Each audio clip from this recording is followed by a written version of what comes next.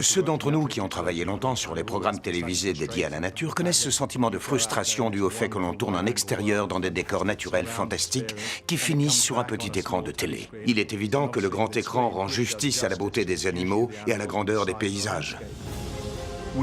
Nous avons choisi cet endroit qu'on appelle le Masai Mara. On y trouve une densité d'animaux sauvages plus élevée que n'importe où sur Terre. Il en résulte que tous les félins vivent ici. Il est question de vie et de mort.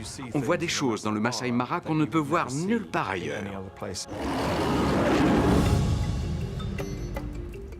Nous avons sélectionné une équipe qui a énormément d'expérience dans la prise de vue des félins. Je dois vous dire que Owen Newman est probablement le meilleur photographe que j'ai jamais rencontré. Nous utilisons du matériel très haute définition. Ça veut dire que sur l'écran, la qualité de l'image est assez phénoménale. Sophie Darlington a cette qualité innée qui lui permet de suivre un animal et d'anticiper son action. On peut avancer. Quand on apprend à connaître un animal, on peut deviner qu'il va se mettre à courir. Parfois, il vient droit vers l'objectif, et c'est ce qu'on veut. Ce qui est important pour le cinéma, c'est d'essayer de se positionner de manière à ne rien manquer de l'action que l'on imagine sur le point de se dérouler. Simon King a fait beaucoup de prises de vue en mouvement rapide avec un appareil étonnant appelé le fantôme.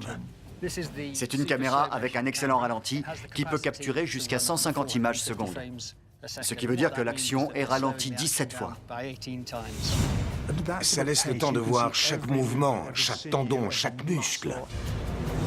Voir ces scènes au ralenti, c'est une des merveilles du film. Les systèmes aériens de prise de vue sont fabuleux. Ils nous ont permis de filmer la région d'une manière totalement nouvelle.